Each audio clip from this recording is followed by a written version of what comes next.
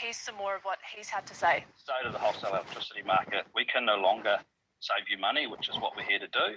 And the best way we can help you save money is to suggest you switch away. Now, Reamped Energy is the latest in a series of retailers urging customers to leave or telling them that they'll face increased bills. Sydney's Discover Energy has also announced similar measures telling customers to leave. It says it wants consumers to avoid bill shock. Now, this is all in response to soaring wholesale power prices and rising gas and coal prices around the world, thought to be contributing to this. And it comes just days after the energy regulator announced an increase of up to 18% to power prices for households and small businesses. And experts say with winter now here, and winter usually the highest on demand on the grid and for gas, that this price situation may worsen even further. Right, okay, so there's a warning for you. Gas prices to go up, so it's going to cost you more potentially to heat your home through this spell of cold weather and throughout winter. And you might well already be flinching when you fill up the car at the station these days, because petrol prices are high here in Australia, but they've reached record highs in the United States, and it's causing the President, Joe Biden, real problems. Gas prices, petrol prices have hit $4.62 a gallon. That's the highest average price at the pump ever recorded. Now, approaching his 500th day in office this week, President Biden is now the least popular US president at this point in his first term in the modern polling era. CNN's Caitlin Collins is at the White House. They're not calling it a crisis, but they are acknowledging that it's a difficult time for Americans who are paying more for gas and paying more for groceries. And that is leading President Biden to say that fighting inflation is his top domestic priority at this time, though aides are only offering limited options on what the president can do to really bring down these numbers in the immediate future. And instead, they say that taming inflation is going to be the primary responsibility of the Federal Reserve. You saw President Biden meet with the Federal Reserve Chair Jay Powell in the Oval Office today for the first time since he renominated him. They talked about inflation, the fact that it's the #1 concern, and this massive challenge facing Powell, which is, of course, taming inflation while not sending the economy into a recession, which is a major concern for the White House. They know it's a concern for voters. It's their top economic priority right now. And so when you look at poll numbers, Wolf, you can see President Biden's numbers are in trouble because of how people view the economy. This Gallup poll that came out today that was just conducted over the last several weeks, only 1% believe the economy is in excellent condition.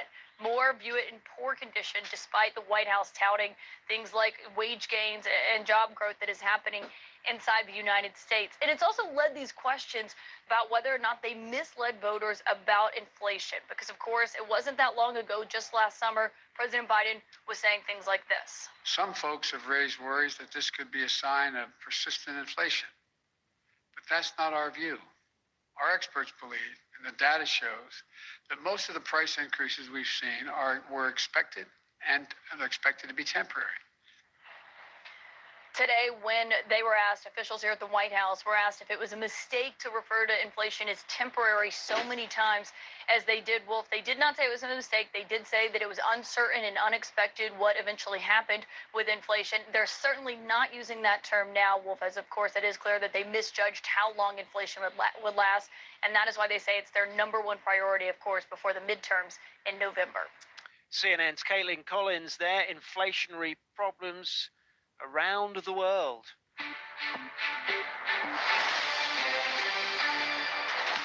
You're with ABC News Radio, and I'm Chris Mitchell. These are our headlines. The USA has just announced that it will send Ukraine a small number of high-tech, medium-range rocket systems. Meanwhile, Ukraine's chief prosecutor says around 15,000 suspected war crimes have been reported there since the invasion began. Anthony Albanese's ministers are being sworn in Canberra. The ceremony has just been completed. There are a record number of women and Australia's first Muslim federal ministers. And Australian home prices have fallen nationally for the first time in at least 20 months, according to two leading monthly indices.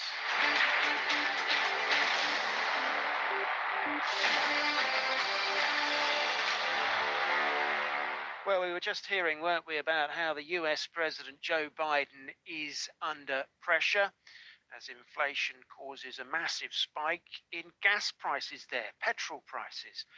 To other leaders under pressure now, Boris Johnson, the UK Prime Minister, is under pressure to resign after flouting lockdown rules, after his own standards advisor says there is a legitimate question over whether he broke the ministerial code after getting fined for the so-called Partygate scandal. Meanwhile, the opposition Labour leader, Sir Keir Starmer, and his deputy, Angela Rayner, have received police questionnaires as part of an inquiry into their alleged COVID rule breaking. The BBC's David Wallace has the latest. So we knew that the Durham Constabulary have been investigating. We need to cast our minds back to April 2021 when this happened. There were COVID rules in place in the UK that meant people shouldn't have been gathering inside for social purposes. And we know now that the Labour leader, Sir Keir Starmer, the deputy leader of the party, Angela Rayner, gathered and had a takeaway curry and some beers. They insist while they were still working on a by-election campaign in Durham. The police originally said they weren't going to look into it. They changed and decided to investigate. We now know that questionnaires have been sent to Sir Keir Starmer and Angela Rayner, asking them to set out, no doubt, their side of the story, why they think what they did not breach the rules. Both of them have insisted they didn't breach any rules and have said if they are issued with a fixed penalty notice, a fine, found to have breached the law, they will stand down, but they still insist that is not the case. And David, an update too on the Prime Minister Boris Johnson's affairs. Yeah, so we've had a slightly complicated story here. Lord Geidt, the independent advisor on ministers' interests, has published his annual report. And in it, he talks about the ministerial code, the code of conduct ministers should follow. And he talks about the Prime Minister's own fine he got for breaching COVID rules. And he says there's a legitimate question as to whether or not Boris Johnson breached the ministerial code by getting that fine, and he calls on him to engage with that in public and set out his case in public. Boris Johnson has replied to Lord Geidt tonight, saying that it was not his intention to break the law. He's corrected the record in Parliament, he's apologised, and therefore he believes he did not breach the ministerial code. But a few other areas in Lord Geidt's report where he sounds quite critical about how this was all handled. Prime Minister, writing back, says it does sound like there's been a failure of communication at points between their offices. That's the BBC's David Wallace Lockhart reporting on the pressure that Boris Johnson, the UK Prime Minister, is still under there. Well, the leaders in China may have released some pressure on themselves because the moment has finally come for most of Shanghai's 25 million residents to move around again. At midnight local time, the 2-month coronavirus lockdown was lifted, at least in part. What's been an effective ghost city for the last 8 weeks will return to life as shops and restaurants begin to open again. Christian Peterson Clausen is a German documentary maker who's based in Shanghai. I would describe the atmosphere as relieved and sort of looking forward to seeing everybody's friends again and being happy that we can finally get out. And you're confident that's going to happen, are you? Well, at the moment already quite a lot of people, at least in certain districts like Shuhui, Jing'an, are outside. So I do see that. There are some shops, like little convenience stores or a pharmacy here or there. But imagine it being every 20th or even 30th shop, even being that much open. But 2 weeks ago, I think, a couple of very limited subway lines and even then parts between major transit hubs like Hongqiao train station and Pudong Airport and those kind of areas were opened. But these trains in the first few days were running pretty much exclusively empty because nobody could actually get to the stations. Now you see more subways running. You also see some city buses. And even today I started seeing the first taxis on the street again. So we're taking it day by day. And it might be that tomorrow things might open up. It might be that it's not. We just don't know before. Now, it's about 6 weeks since we last spoke to you. How have things developed over that time? after the first month of the lockdown, people kind of figured out how to get group buys done. But at some point, a lot of people became very down because the lockdown seemed to be never ending and there was very little communication. The mood now that these announcements have been made has improved dramatically, and I'm hoping that the city will be able to bounce back. So I've had limited opportunity to go outside because I've been volunteering and I've been getting medications for people or taking them to hospitals, those kind of things. And what you would see back then outside was an absolute ghost city. This mesmerizing place, this gigantic city full of people from all kinds of different places, it wasn't really there. And of course, this is changing now, and everybody's coming back out of the cubbies. And so, yeah, we're all looking forward to that. People in China are generally reluctant to say things like that in public. Everybody's always sort of thinking like, oh, I don't want to get in trouble over this. And Shanghai in particular is a city that is very business oriented.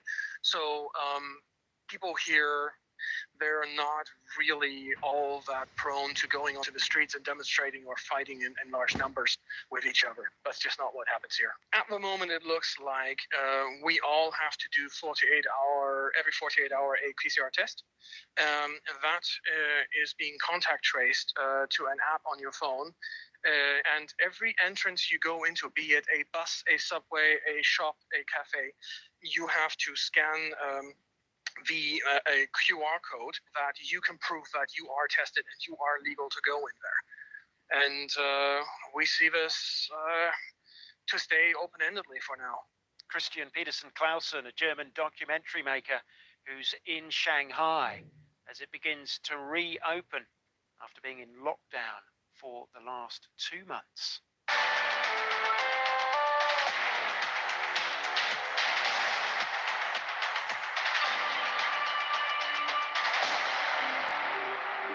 Right, let's get more details on that superb win by Rafael Nadal at the French Open tennis. Daniela's back. Thank you, Chris. And Rafa Nadal has shown once again why he is the greatest player in French Open history. The Spaniard beat the defending French Open champion and world number one Novak Djokovic in the quarterfinals at Roland Garros. He triumphed in a seesawing four-set epic, winning 6-2, 4-6, 6-2, 7-6 in a match that lasted more than 4 hours. Here's match point courtesy of Stan Sport. Nadal makes it to the semis. And was this his biggest obstacle between him and a 14th Roland Garros title? And the level he showed in the last half hour of this match was quite phenomenal. And he is now the favourite for this title. Nadal meets the world number 3 Alexander Zverev in the semi-finals as part of his quest to win a 22nd Grand Slam title, which would be 2 more than Novak Djokovic's total of 20. And he spoke afterwards about just how much that win meant to him.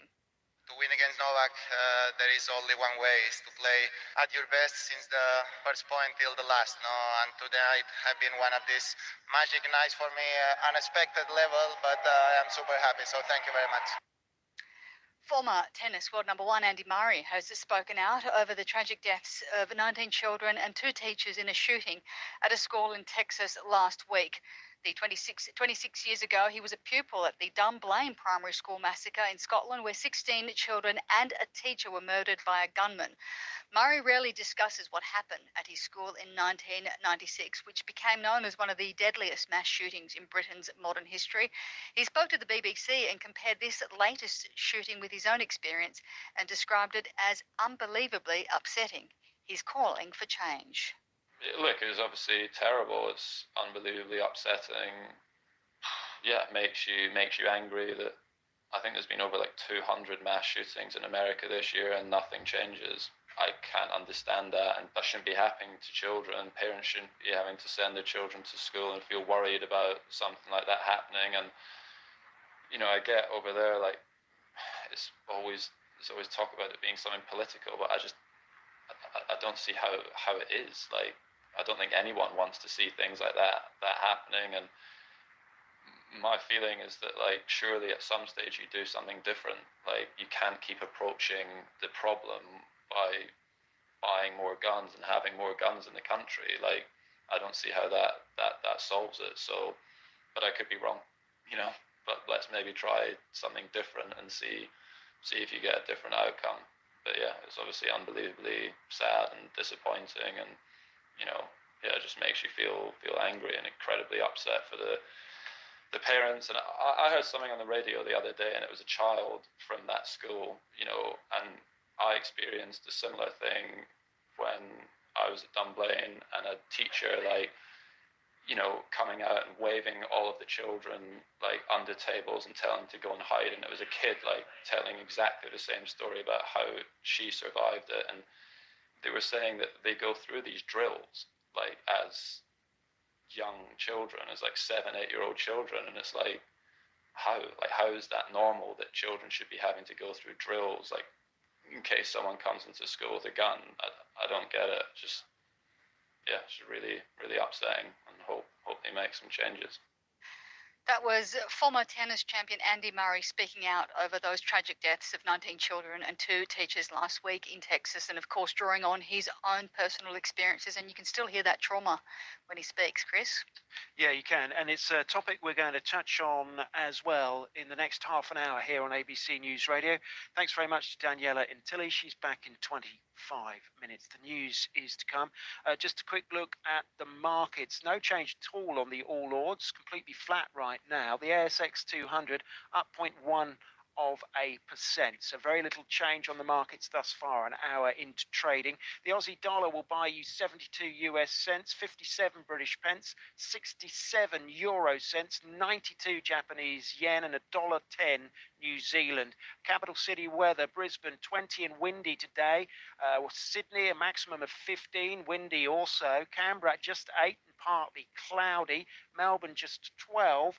The wind will ease for you. Showers could increase. Hobart 12 and a shower or 2. Adelaide 15 and cloudy is your maximum temperature today. Perth 19 and partly cloudy. And in Darwin 32 and cloudy. News is next.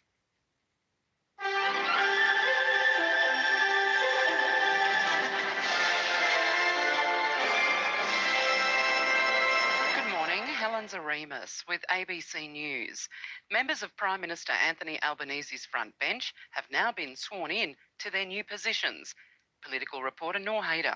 Mr Albanese's new ministry has been sworn in at a ceremony at Government House in Canberra.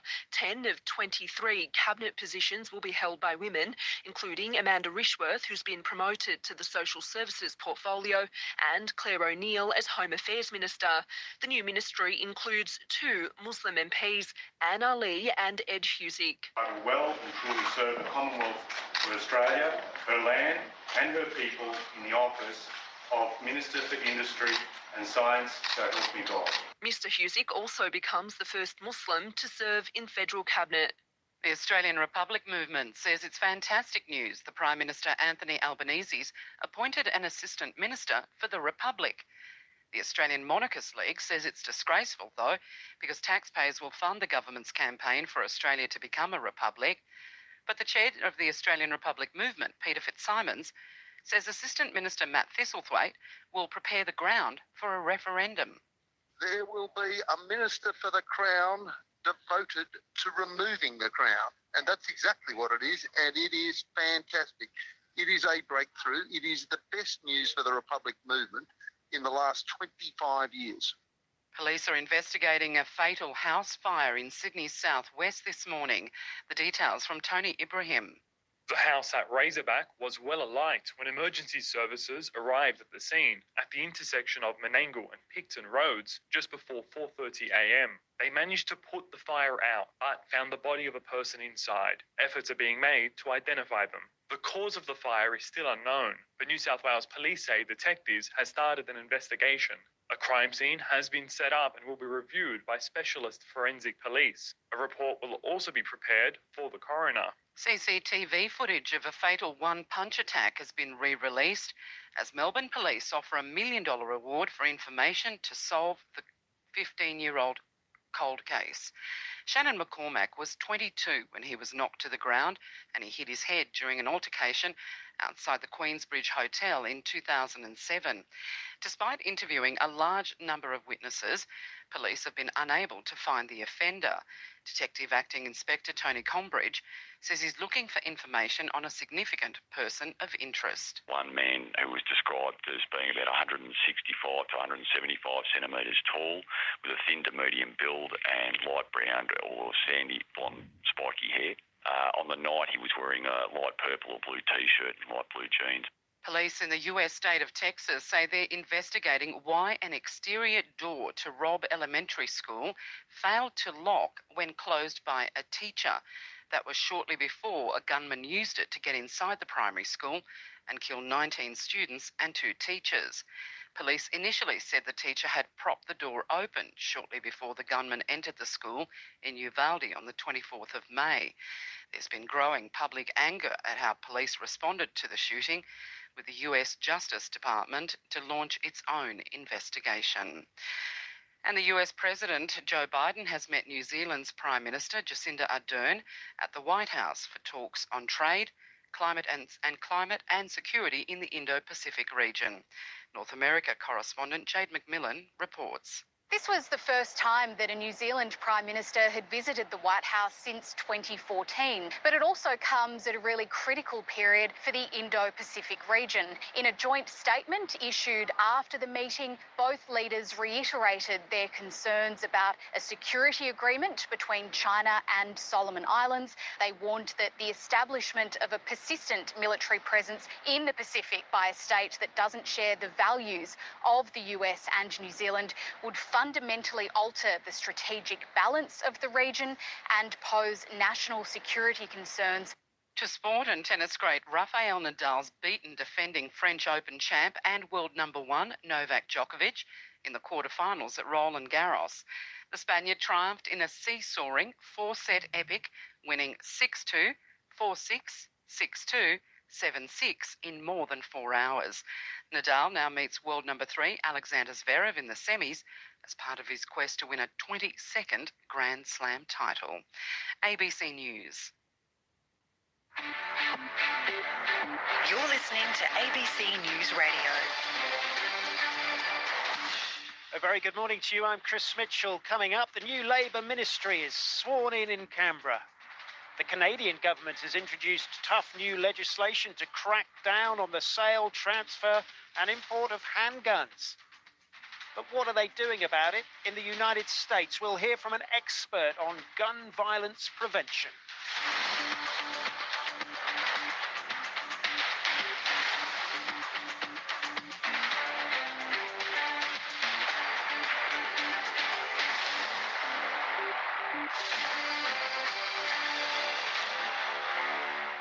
Hello, I hope you're well this Wednesday morning.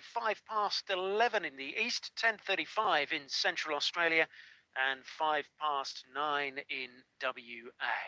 Well, it was pretty chilly in Canberra this morning, just 5 degrees in fact, but there were plenty of warm embraces and happy smiles as the Prime Minister Anthony Albanese unveiled his new ministry. They've been sworn in this morning with a ceremony concluding the proceedings taking place at Government House in Canberra.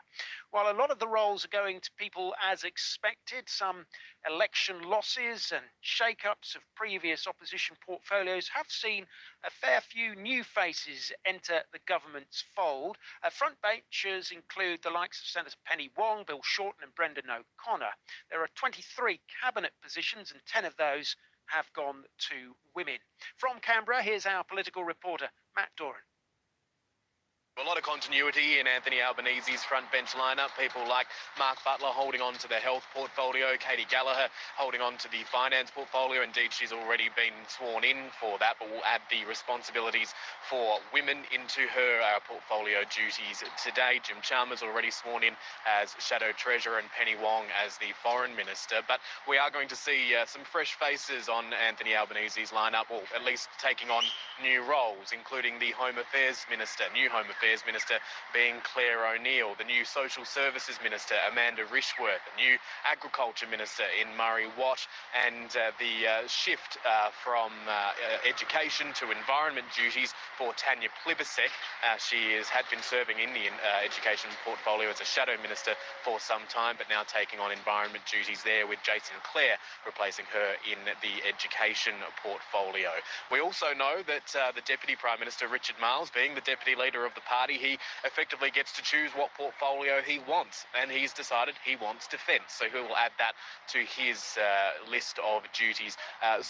There is a bit of movement, but a lot of continuity there as well. The loss of Christina Keneally, who had been acting as the Shadow Home Affairs Minister, and Terry Butler, who'd been in the Shadow Environment portfolio before the campaign. Their defeats at the election has prompted this much wider reshuffle of portfolio duties now that Labor is in government and is forming government, preparing to run the country. And Anthony Albanese very keen to say that there are more women on his frontbench lineup than any government before. We do have to point out, however, that there are actually fewer women in his cabinet now that he is in government compared to that shadow cabinet because of the loss of Christina Keneally and Terry Butler there. Richard Marles on RN Breakfast this morning said that is just a situation that the party is having to deal with after those electoral defeats last week. From a Labor point of view, it's obviously a tragedy that two women of Christina and Terry's calibre are not here to serve. They obviously would have served in the cabinet had they been elected. But, Penny Wong, Katie Gallagher, Amanda Rishworth, Tanya Plibersek, and I could go on, Michelle Rowland, we've got a lineup of women on the front bench who completely define the character of what the Albanese Labor government will be. Richard Marles speaking on RN Breakfast earlier today. He has also denied that Tanya Plibersek has been dumped from the education portfolio. As I mentioned, she is moving into environment and water. Richard Marles saying that the previous government may well have considered environment as a lesser portfolio than education, but certainly Labor does not view it in that way.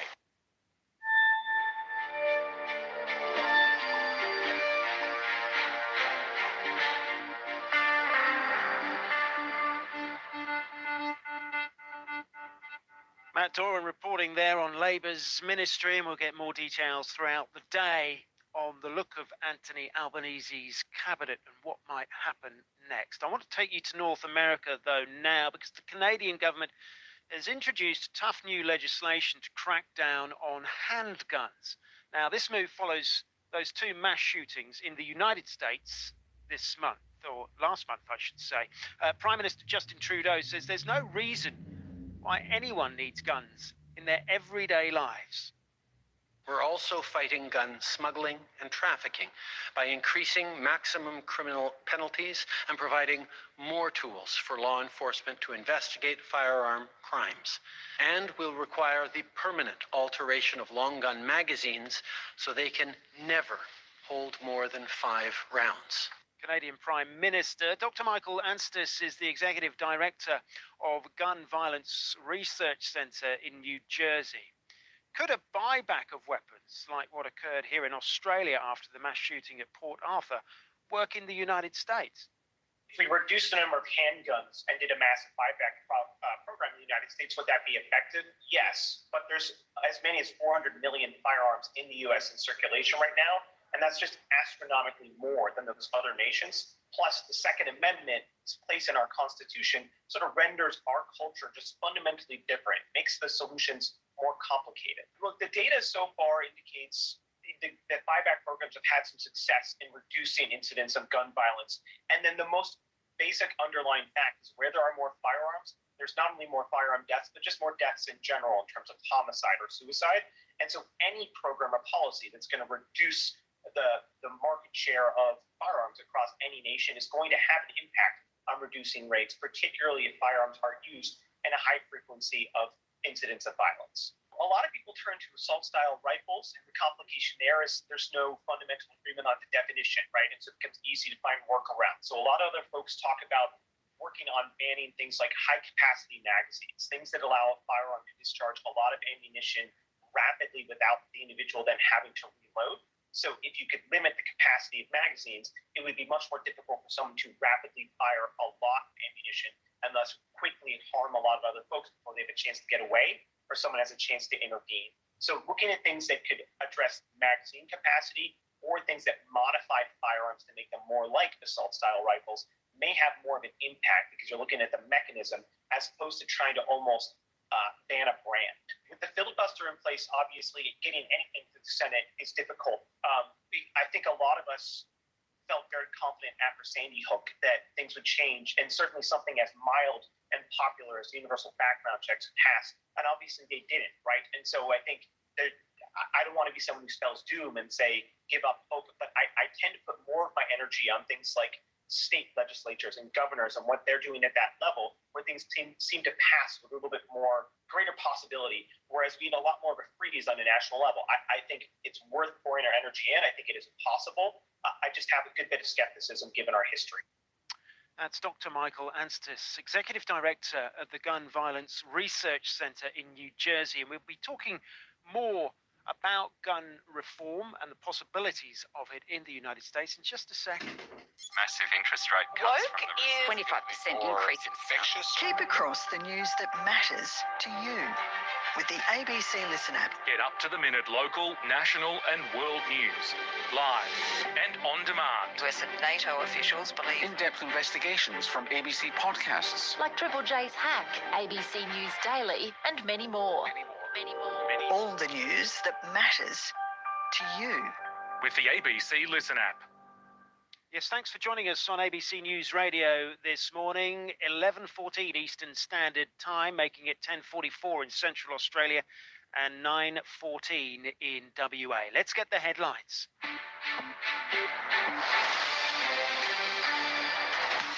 The United States has announced that it will send Ukraine a small number of high-tech, medium-range rocket systems.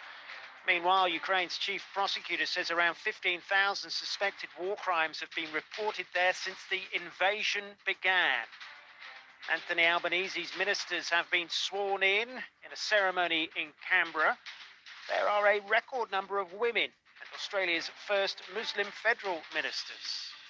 Australian home prices have fallen nationally for the first time in at least 20 months. And the Shanghai lockdown is over as China eases COVID restrictions there after 2 months.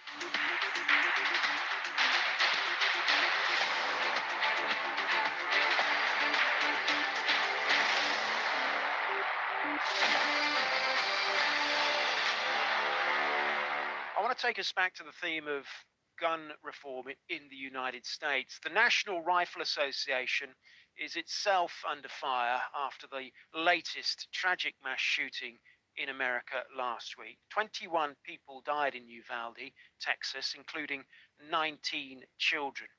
There's reports the online manufacturer where the shooter purchased the gun he used offers a buy now, pay later option.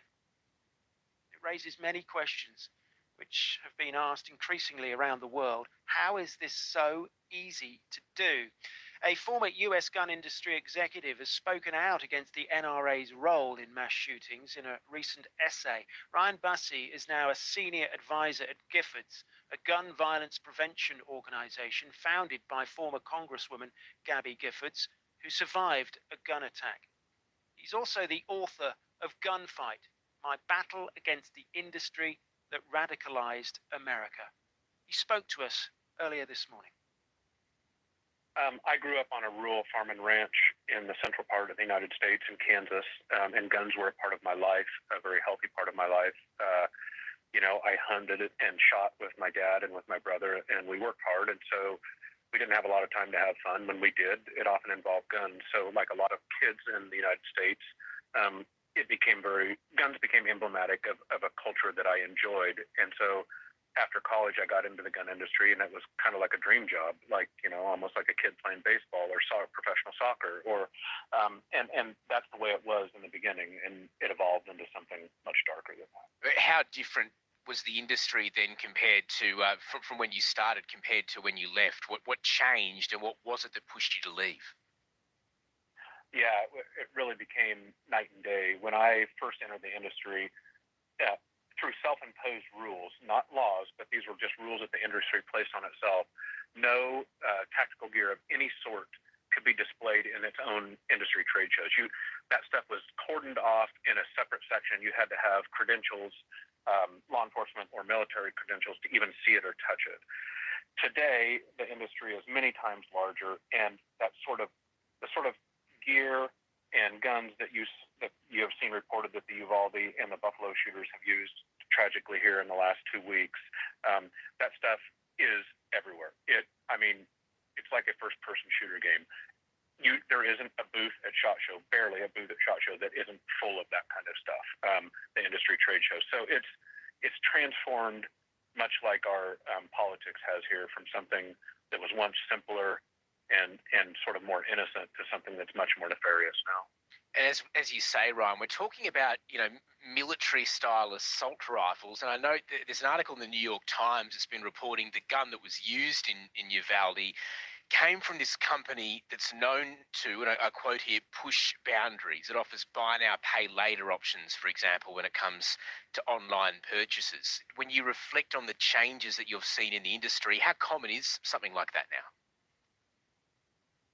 Well, the issue is that where there was once hardly any company making AR-15s, now there are about 500 companies making AR-15s, and the company has grown, and the industry has grown large.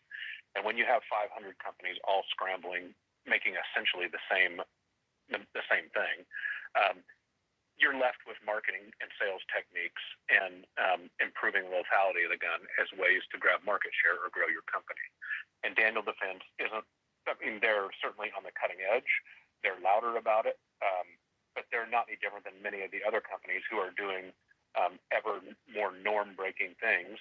Daniel Defense pictured 2 days before this shooting, Daniel Defense posted on their social media feeds a picture of a small toddler, like a 2-year-old toddler, crouched on the ground holding one of the AR-15s, and it has a Bible verse over it, as if God was ordaining that this kid should learn how to shoot this AR-15. That's 2 days before the shooting in Uvalde. So I'd like to say that Daniel Defense is very, very uncommon in the techniques and the marketing that they employ, but I don't think they are. That's extraordinary to hear that. When a lot of us watch this from abroad, and we ask the same question that I'm sure a lot of Americans are asking as well. How is this allowed to happen? Why isn't there change? But can you help us understand that as an American? Trying to delve into the mind of a gun owner, what would happen if the government were to step in and announce an amnesty, for example, on AR-15s, on military-style assault rifles as a start? How would that go down in the United States? How would people react? I think it would be nearly armed civil war. I think it would go very badly. A lot of people ask me, and certainly folks, I've done several interviews from Great Britain, from Australia, and a lot of people ask me how it is that this is so intractable. And I guess the best way to describe it is that the NRA, the organization here, was the most powerful lobbying organization in the United States for very many years, certainly through the mid-2000s. And so they succeeded in changing the politics of an entire country into this sort of all-or-nothing divided country that you often report on there. And so and guns are at the very, very center of it. That's why you saw gun flags on our January 6th insurrection date. And so when people go to change gun policy, they're not just tackling the individual gun policy thing, which sounds simple in and of itself. Why not just do this, or why not just do that? But it's bigger than that, because the guns are intrinsic in all of our politics in the entire division. So by tackling this one policy, you're tackling the entirety of American politics, and that's why it's so intractable. So how do you see this playing out? Because we've been reporting that Joe Biden is planning to meet with lawmakers in Congress to try and push some sort of gun law reform. How do you even begin to unpick that tight relationship Americans have with guns? It's going to take, we got into it over very many years, and I think we're going to have to get out of it over very many years. And furthermore, it's going to take responsible gun owners, which I consider myself one, standing up and saying to the gun lobby and to the sort of culture warriors that are dividing us over these issues with, frankly, made-up hyperbole. we have to stand up and say enough. Like, we like freedoms, but come on, being a part of a democracy means that we have to be responsible too. And I do sense some movement there. I do sense that there is a growing number of gun owners who have just had it with this. So given that, some people are saying, is Uvalde, is that going to lead to any meaningful change? I mean, senators are discussing reforms. How do you feel? Are you remotely optimistic? Will these reforms go far enough? I think that in this society, we will never, quote unquote, solve the issue. What those reforms may, if there are any reforms, they will be marginal. They will be minimal, probably. They will start to pick at it around the edge. They will make things marginally better instead of making things marginally worse. Will we still have shootings? Sadly, I think we will. We've got 450 million guns in the United States. We've got 350 million people, and we've got mental health issues, and we've got a divided country. So I think that we're going to see more shootings, sadly. I don't think that's going to go away, but we can start to reduce the prevalence of them with one policy at a time. Fascinating, insightful interview there. Ryan Bussey, who's a senior advisor at Giffords, a gun violence prevention organisation, talking this morning on ABC News Radio to Thomas Ariti. And Thomas mentioned it there that the US President Joe Biden is planning to meet with lawmakers in Congress to discuss gun control. He actually met with New Zealand's Prime Minister Jacinda Ardern, where he's asked to recruit her experience and knowledge in responding to mass shooting disasters. Ms. Ardern, credited, of course, for enacting swift gun control reforms following the 2019 Christchurch mosque shootings that left 51 people dead. Mr. Biden says he's working to change the way guns are regulated in his country. Well, there's an awful lot of suffering. I've been to more mass shooting aftermaths than I think any president in American history, unfortunately. And it's so much of it is preventable.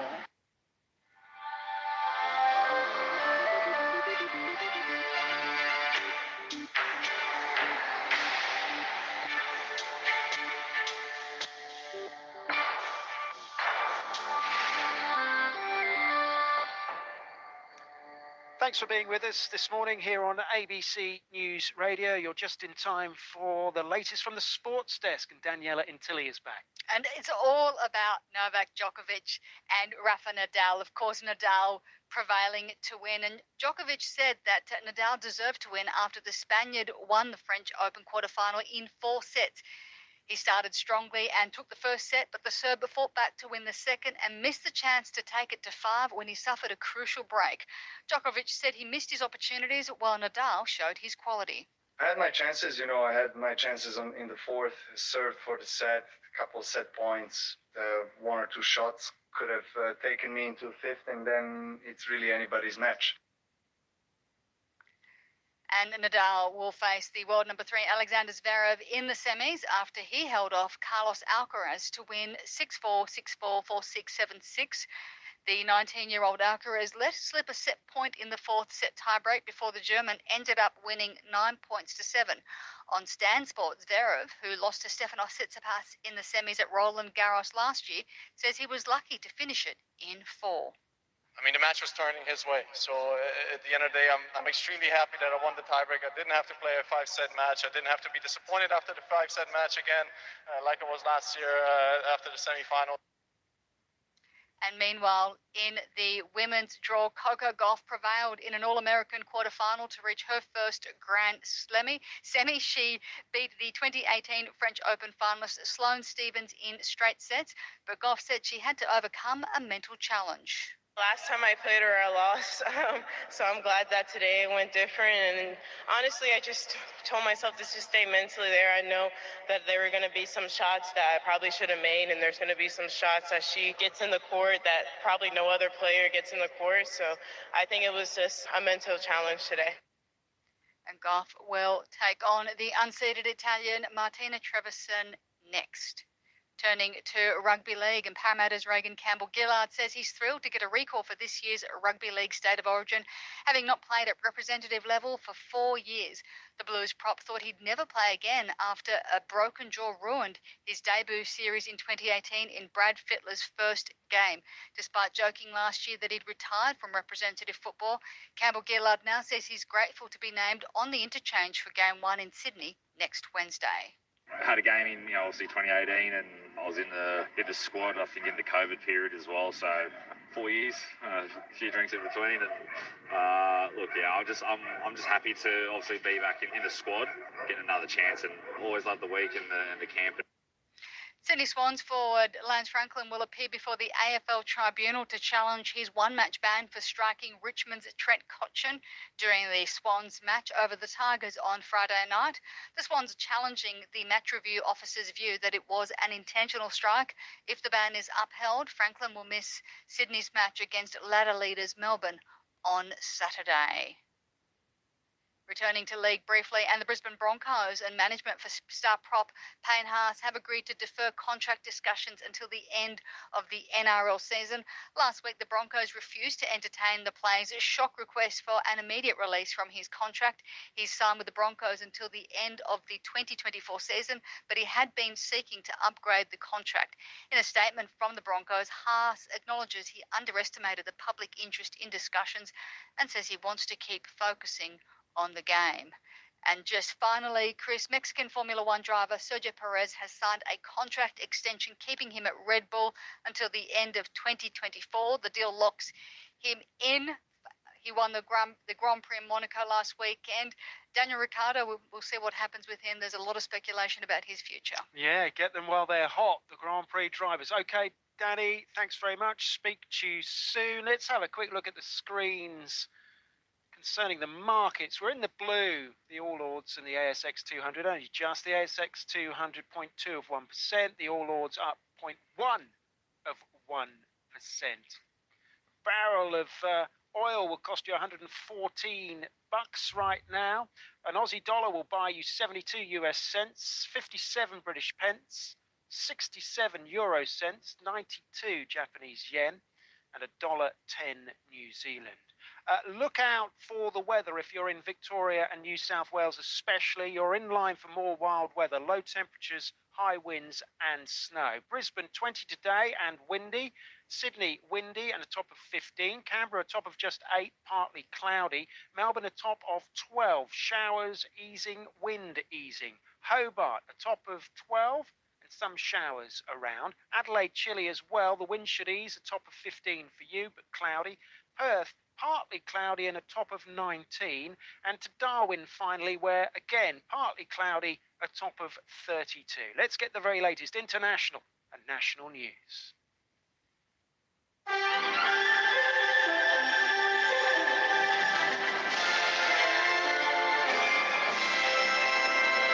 Good morning, Helen Zaremus with ABC News.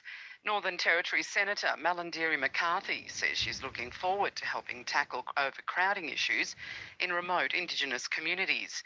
The Northern Territory has one of the highest rates of rheumatic heart disease in the world, and it's exacerbated by overcrowding. The new federal government is hoping to bring the Housing Ministry into a sharper focus.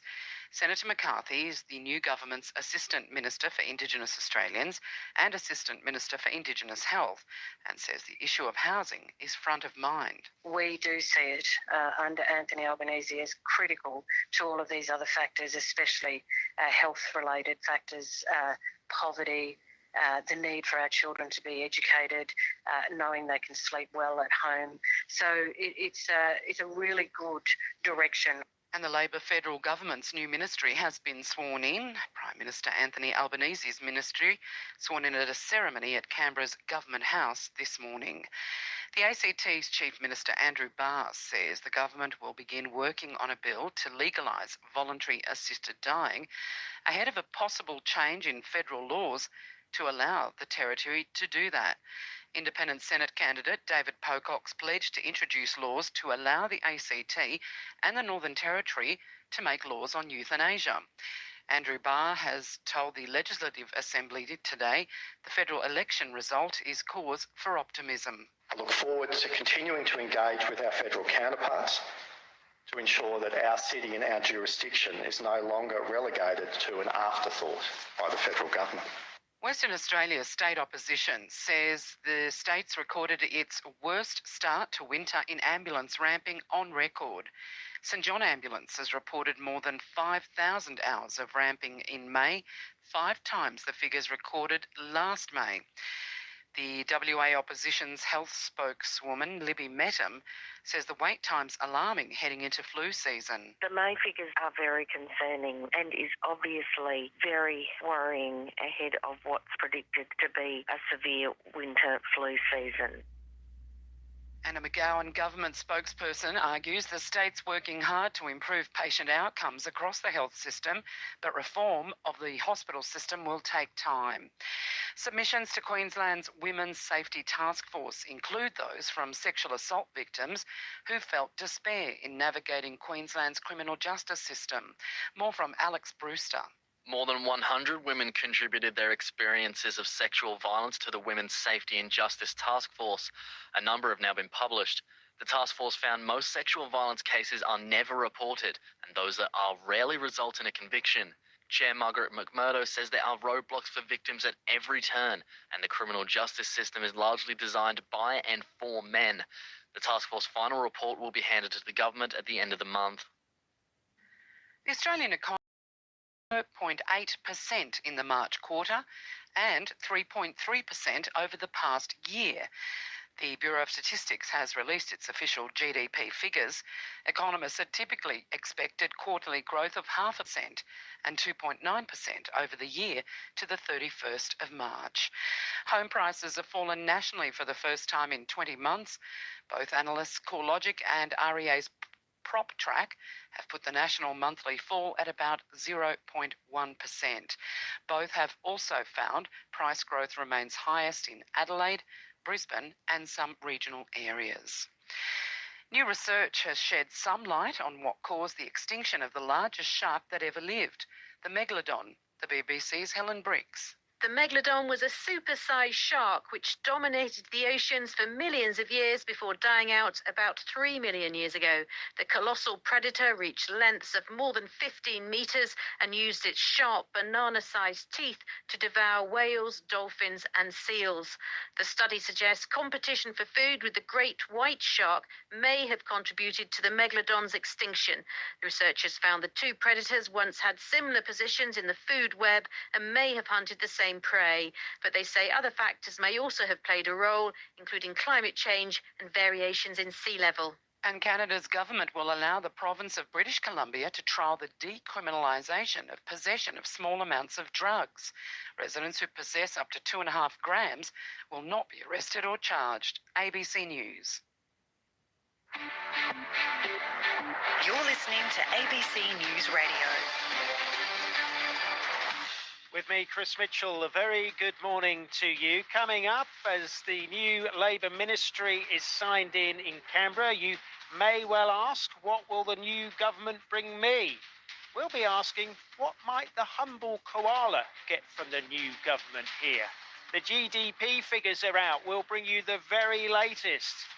We'll also bring you the latest from Ukraine. It's all to come this half hour.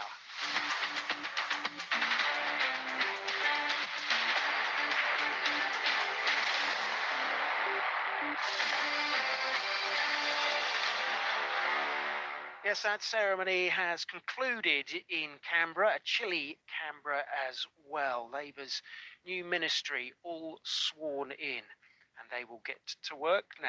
But what will they do for the humble koala? They have long been regarded as a national treasure, you know that, but an alarming decline in their numbers has resulted in one of our country's greatest global drawcards being listed as endangered across many areas, especially on Australia's east coast.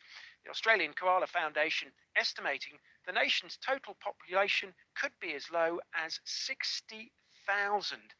Joining us to discuss the latest is Deborah Tabart, the chair of the Koala Foundation. Good morning to you.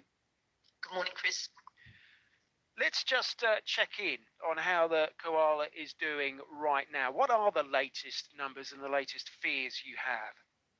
I think the figure you gave is right. Our scientists say between 40 and 80,000 because you can never count every animal. So yeah, and the government always thinks there's more than we do, so there's always that argument. But the bottom line is it is listed as endangered in Queensland, New South Wales and ACT, and the legislation that did do that didn't kick in for Victoria and South Australia. So we don't think that that's necessarily a good way to go. So you mentioned it, the government and what they have done in the last decade, or not done as you may see it. What are you hoping from the new administration? Well, as we speak, I'm writing a letter of intent to the new minister, and I am delighted that she's such a senior political figure, which would suggest that they're taking the environment seriously. And certainly I think the people at the weekend gave 2 weeks ago, gave all politicians the information that they care about the environment. So, and the koalas people I know were making sure that their vote was heard. I do worry, I'll have to say, that they won't give us what we want, which is a Koala Protection Act. It is written, ready to go, and it would cover every koala in the country because each one of them suffers different issues. Some is logging, some is development, some is roads. So, and a recovery plan that is already written by the previous government, which was 10 years too late, is completely inadequate. So I'm going to write all that to Ms. Plibersek and see what she says and whether she's prepared to meet with me. Yes, Tanya Plibersek, the new Minister for the Environment and Water. What were the issues you had with the previous administration then? Because they would have said, and they did say, that they were doing a lot to protect this national treasure, also spending a lot of Aussie dollars on doing so. Well, I would argue that if they have done that, that the koala wouldn't have been listed as endangered, and nor would the reef. So saving the koala is a complex thing, and I have in the last few weeks been involved in quite a few meetings of some of the government initiatives.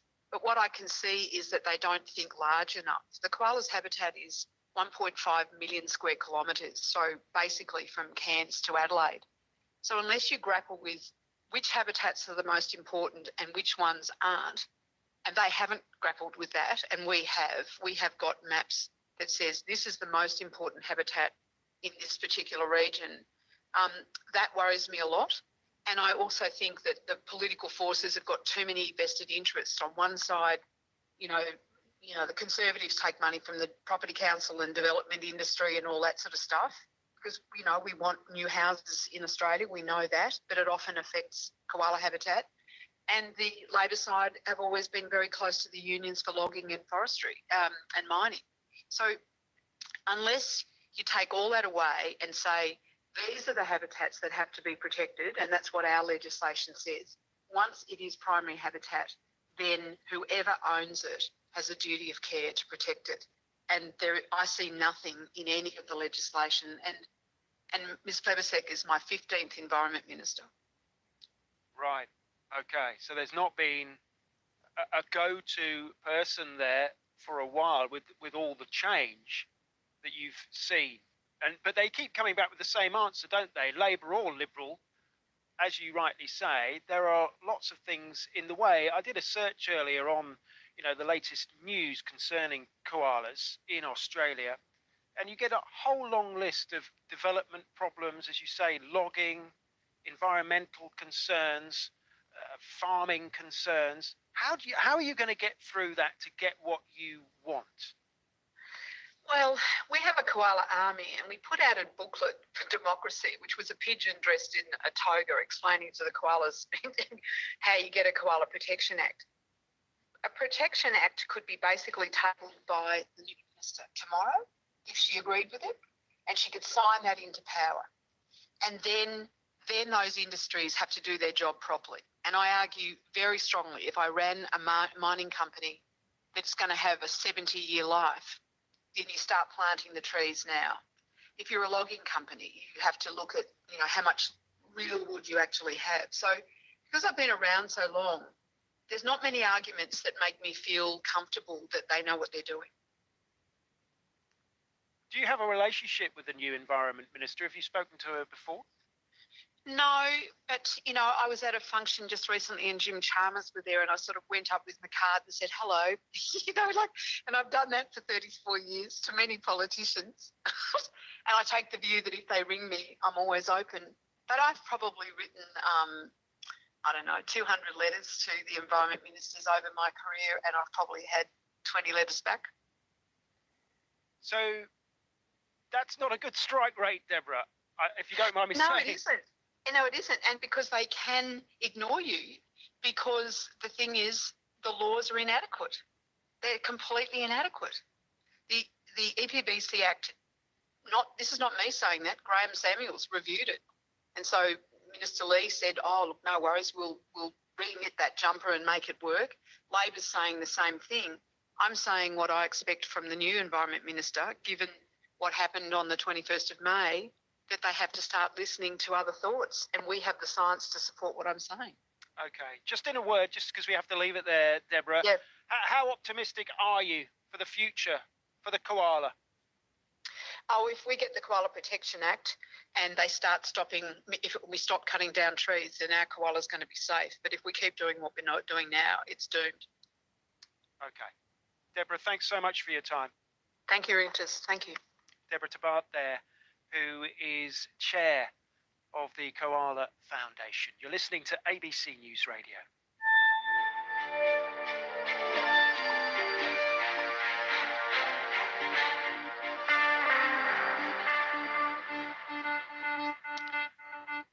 You're listening to ABC News Radio with me, Chris Mitchell. Well, they're just out. A lot of financial experts and economists waiting with bated breath for the GDP figures.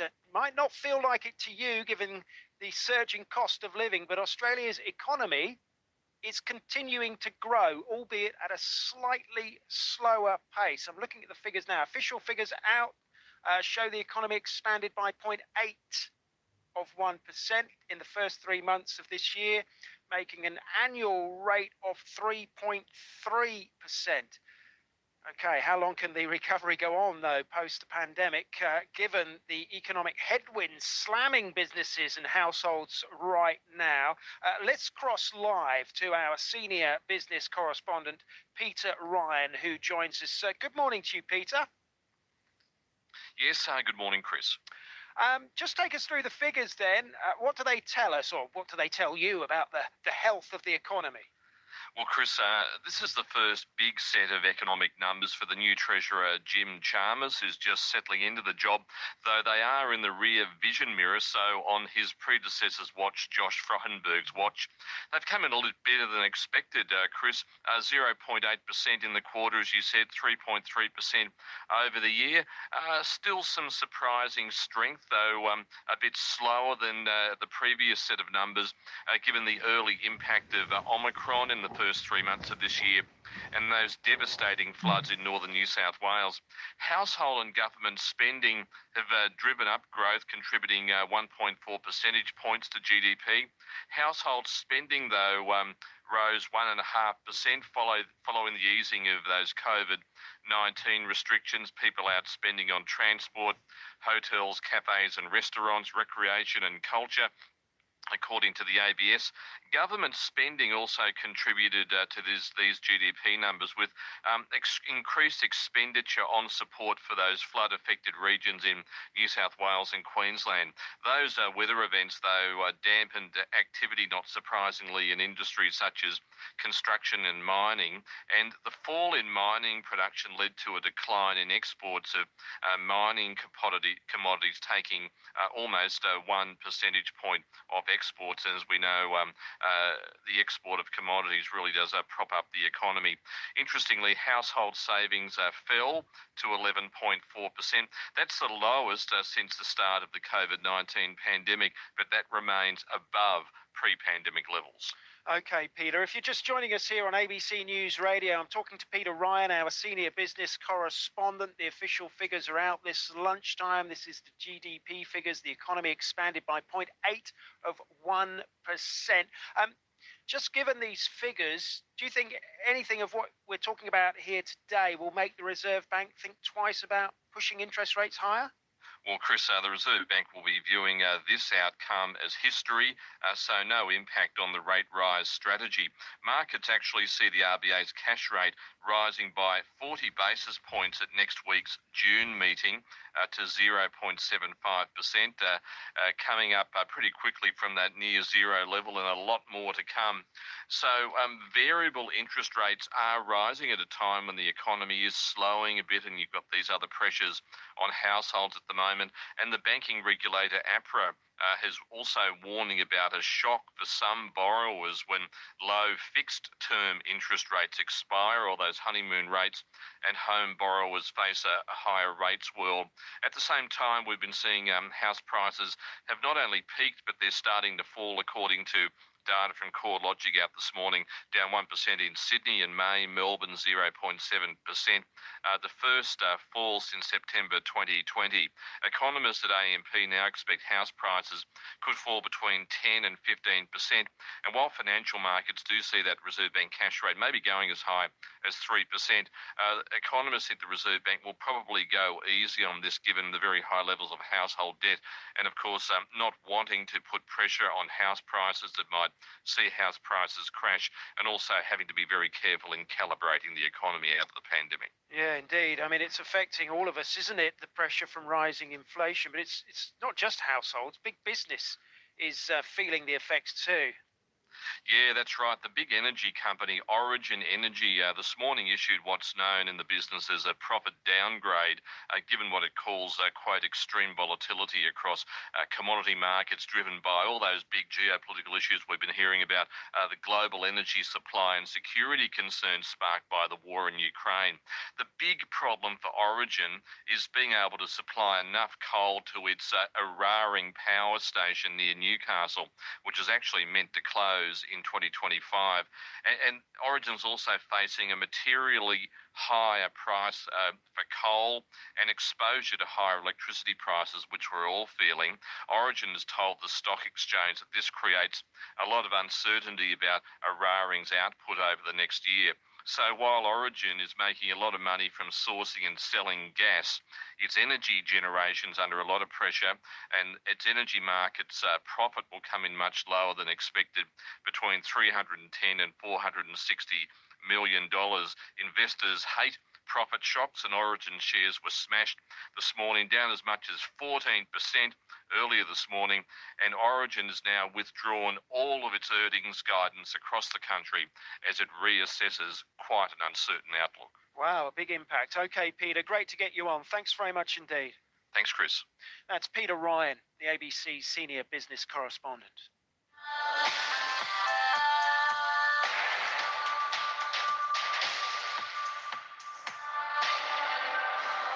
And if you're just joining us on ABC News Radio, just to reiterate those official GDP figures out in the last 20 minutes, showing the economy expanded by 0.8%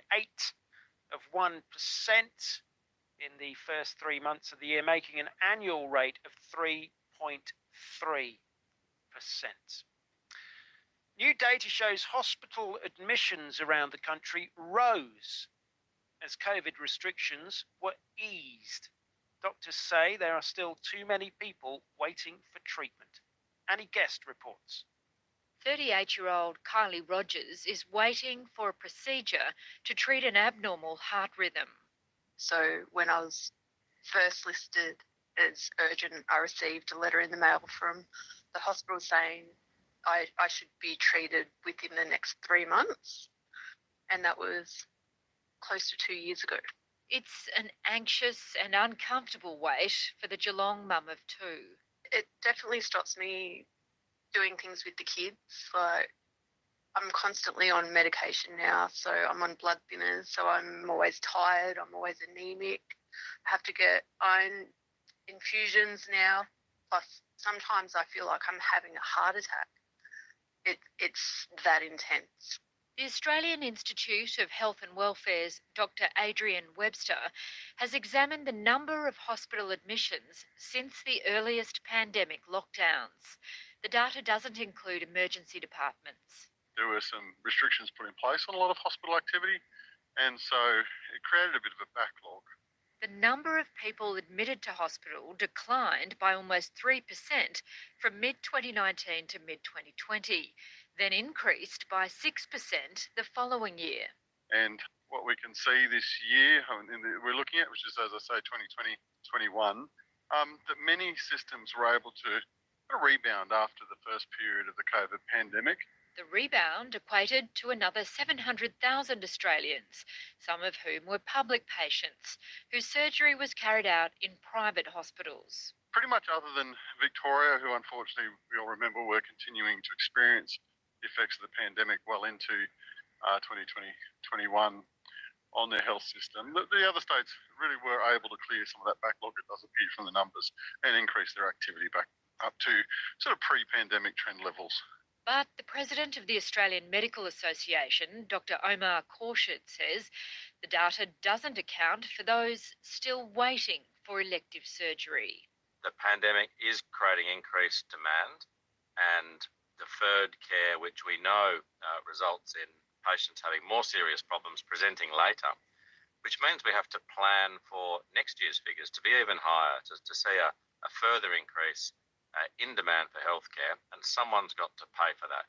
The AMA is urging the new federal government to remove a cap on hospital funding increases.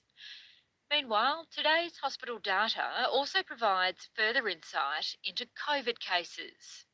Among almost 12 million hospital admissions, about 5,000 were COVID-related admissions, with almost half of them having another chronic condition. Annie Guest reporting. You're listening to ABC News Radio. Daniela Intilli is back with the sport. Thanks, Chris. Rafael Nadal has again shown why he is the greatest player in French Open history after beating longtime rival Novak Djokovic in 4 sets to reach the men's singles semi-finals. But according to a leading Australian sports psychologist, champions are made, not born. Anthony Clarica has spent the last 2 decades working with the nation's top-tier athletes and coaches, including the likes of Dean Boxall, the coach of Olympic swimming champion Ariarne Titmus, who recently broke the 400 metres freestyle world record at the Australian Swimming Championships. Clarica has released a book on developing a performance mindset and has given some rare insights. The performance mindset's a reflection of 30 years of experience I've had from working in sport in particular and in other sectors of education as well. The culmination of all of those experiences, and with a big emphasis, I suppose, on preventative factors and proactive factors with regards to what I call a performance mindset. And in summary, you've concluded that champions are made, not born. There's that many proactive skills that champions actually use, not just as a one-off, but they integrate them into how they think, and it influences how they operate and behave on a daily basis. A lot of people don't realise that the champions or people who perform in a wide variety of fields are constantly using a wide range of skills. From as I said, we call it a performance mindset, but they use a wide range of skills to do 2 things. One is actually to get them to that high level, and then to sustain at that level over a period of time. You've interviewed countless athletes and coaches, among those within Swimming Australia.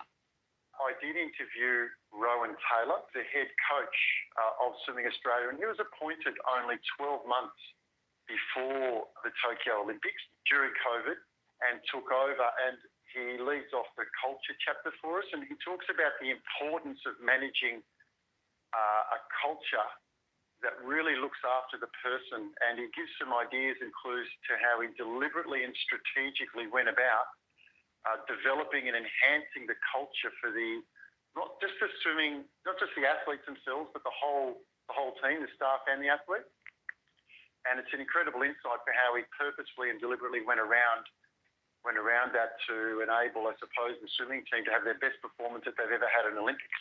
So it was a very deliberate culture build, And I think that with all the challenges that swimming's had in the media more recently, that they're absolutely on the way to dealing with those moving forward. But that actually started with culture from the insights that Rowan's given us. And another big name coach you've interviewed is Dean Boxall, who of course looks after swimming superstar Ariarne Titmus. Yeah, Dean Boxall was a fantastic interview in the book, and he specifically spoke about his goal-setting strategies for Ariarne Titmus, and it was really fascinating because only a few years before Tokyo, she was miles off Katie Ledecky, and I asked him how he actually set goals and how he went about that purpose to catch Katie.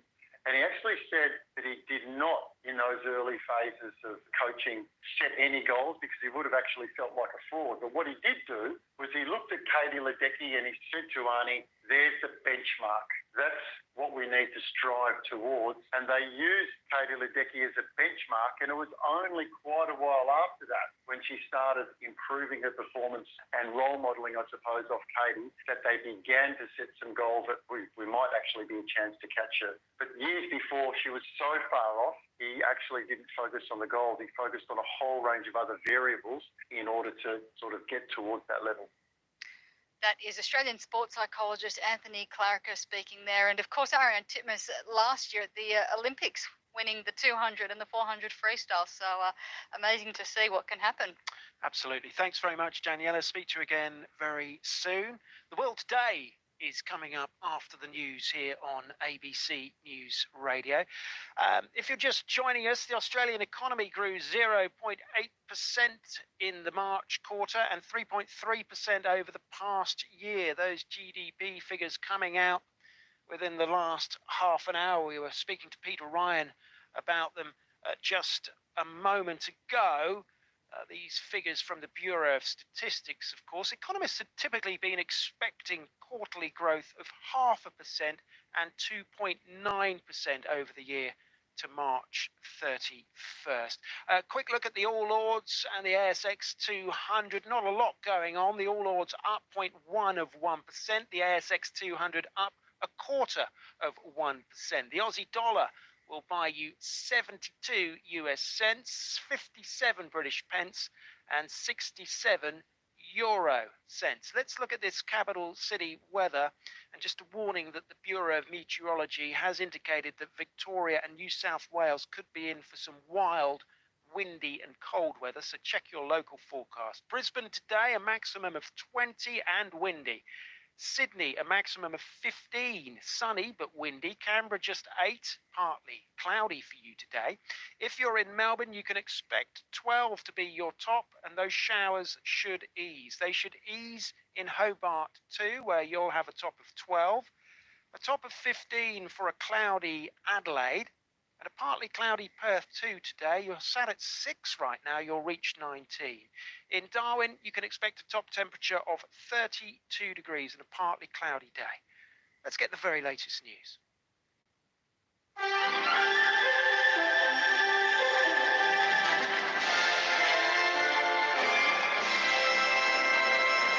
Helen Zaremus with ABC News. Official figures show Australia's economic growth is beating expectations. The economy grew 0.8% in the March quarter. Economists had typically been expecting quarterly growth of 0.5%. Labor MP Linda Burney has become the first Indigenous woman to hold a position in federal cabinet after being sworn in as the Minister for Indigenous Australians this morning. The Prime Minister Anthony Albanese has also appointed Northern Territory Senator Malarndirri McCarthy Assistant Minister for Indigenous Australians and Indigenous Health. And West Australian Senator Pat Dodson's been given the job of implementing the Uluru Statement from the Heart. Linda Burney's been sworn into the portfolio at a ceremony in Canberra this morning. I, Linda Jean Burney, do solemnly and sincerely affirm and declare that I will well and truly serve the Commonwealth of Australia, her land and her people in the office of Minister for Indigenous Australians. The new Federal Aged Care Minister, Annika Wells, says there needs to be a wage increase for aged care workers to attract more people to the profession. The Labor government's made an election commitment to put a registered nurse in every aged care facility around the clock from July next year. But with workers leaving the industry in droves and a skilled worker shortage, the new government will need to find a way to recruit more nurses.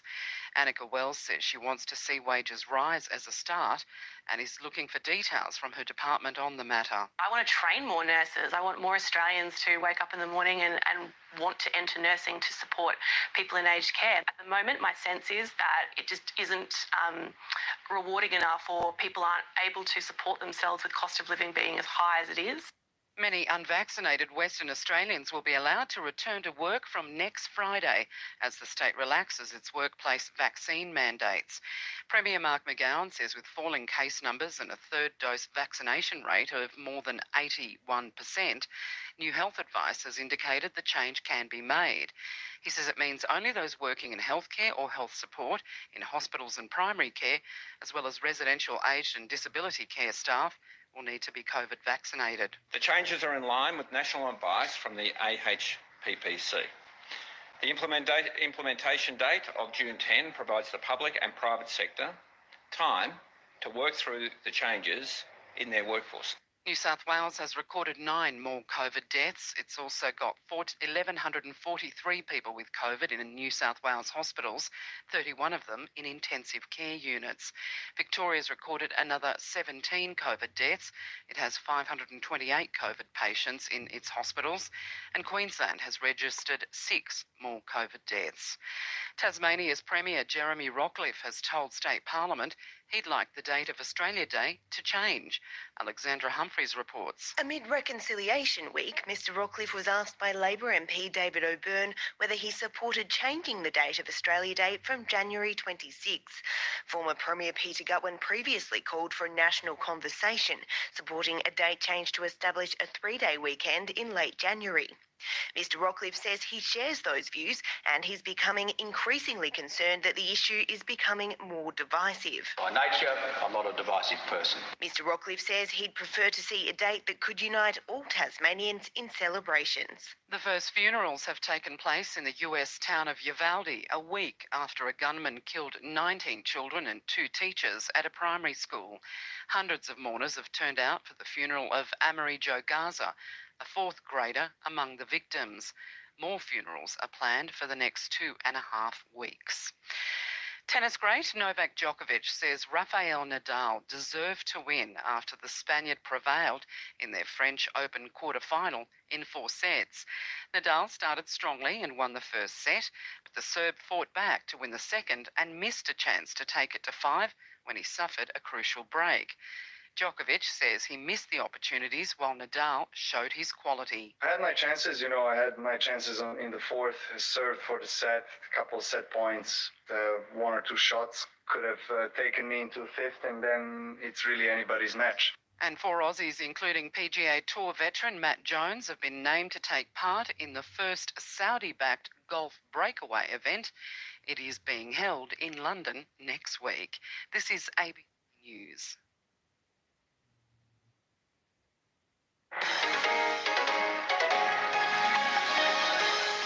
Hello and welcome to The World Today. I'm Sally Sara. This Wednesday, Labor's new front bench team sworn in at Government House in Canberra. What are the priorities for the Albanese government? And left out in the cold, flood victims stuck in temporary accommodation as winter temperatures fall. Is there any relief in sight?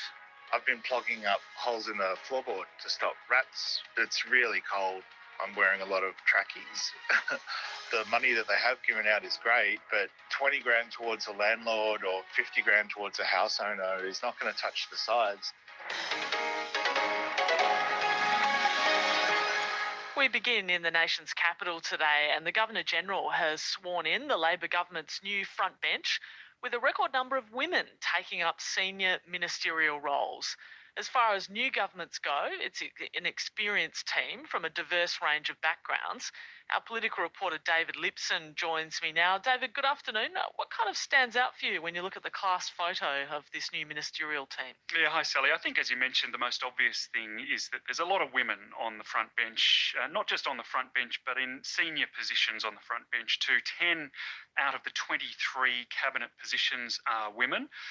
That is a record number, and it compares to 8 women on inside Scott Morrison's cabinet. And you may remember as well, going back a few years, just 1 woman in Tony Abbott's first cabinet. There's also the highest representation of women in Australian federal political history in the ministry, and also the full front bench too. That includes the outer ministry, 19 women in total. I think the other thing worth noting, and you mentioned this too, is that it is an experienced team, despite the criticisms from Scott Morrison during the campaign that this was a team that wasn't ready to govern. In fact, 14 MPs on Anthony Albanese's front bench have served in the executive wing of government before, during the Rudd and Gillard years. And David, there have been a few other firsts for this ministry as well. Yeah, absolutely. Penny Wong, the first foreign-born foreign minister. Linda Burney, the first Aboriginal woman to serve in the role of Indigenous Affairs. And she was resplendent today in a possum skin cloak. Pat Dodson, the father of reconciliation as he's known, becomes a special envoy for the implementation of the Uluru Statement from the Heart. Anne Ali will take on the role of early childhood education and Minister for Youth.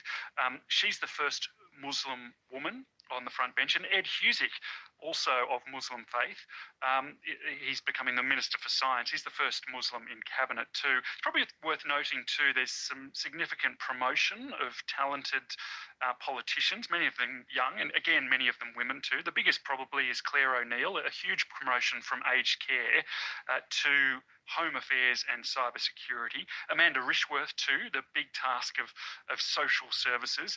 Annika Wells to aged care. She's seen as a rising star. She's only been in Parliament for 3 years. And Christy McBain as Regional Development Minister, a big promotion for someone who's only been in Parliament for 2 years. So once the swearing in is now over, what are the priorities? The task of governing lies ahead now. Yeah, look, this is when the work really begins, and there's a lot of work to do. I don't think they'll rush into it, although there are some big tasks to do reasonably quickly in terms of the full term of Parliament. The Integrity Commission, the Indigenous voice to Parliament, a more ambitious climate target, sort of decarbonising the economy more quickly than we were before. They're very important, but in many ways, they'll be the easy part for this government. I think managing the cost of living pressures, keeping a lid on inflation, managing budget blowouts, especially in aged care, the NDIS and defence, and of course keeping on top of national security matters as well as China's footprint grows in the region. They're the much more difficult, longer term and I guess politically fraught tasks ahead of this new government. David, thank you. That's our political reporter there, David Lipson. Well, let's talk about some of the numbers now, and it might not feel like it given the surging cost of living, but Australia's economy is continuing to grow, albeit at a slightly slower pace. Official figures out this lunchtime show the economy expanded by 0.8% in the first 3 months of this year, making an annual rate of 3.3%.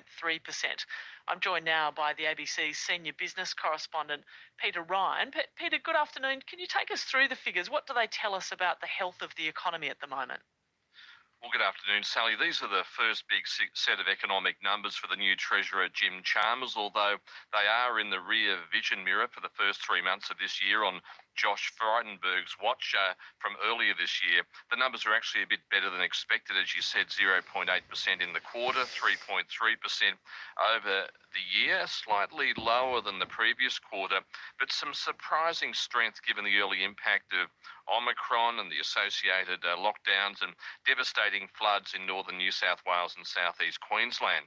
Household spending came to the rescue, driving growth, contributing 1.4 percentage points to GDP, following the easing of COVID-19 restrictions, there was a lot of spending on transport, hotels, cafes, restaurants, recreation and culture, all higher according to the ABS. Government spending, pumping out cash, contributed $2.8 billion in flood support to households in New South Wales and Queensland. Those weather events dampened activity, though, in industries such as construction and mining. The fall in mining production led to a decline in exports of mining commodities of 0.9%. The decline is pretty important given our traditional lifeline for commodities. Household savings also fell to 11.4%. That's the lowest since the start of the COVID-19 pandemic, but it does remain above pre-pandemic levels. Peter, this is slower economic growth, but will it do anything to make the Reserve Bank think twice about pushing up interest rates any higher? Well, Sally, the Reserve Bank will view this GDP outcome as history, so no impact on the rate rise strategy. Markets see the RBA's cash rate rising by 40 basis points at next week's June meeting to 0.75%, so a long way from those near zero levels, but a lot more to come. So variable interest rates are on the rise, but the banking regulator APRA is warning of a shock for some borrowers when low fixed-term interest rates expire and borrowers face a higher rates world. At the same time, house prices have not only peaked but are falling, according to CoreLogic, down 1% in Sydney in May, Melbourne 0.7%, and economists Sally at AMP now expect house prices to fall between 10 and 15%. And Peter, what about the effect of inflation on businesses? Well, the big one today, Sally, is from the energy company Origin Energy. It's released what's known in the business as a profit downgrade, given what it calls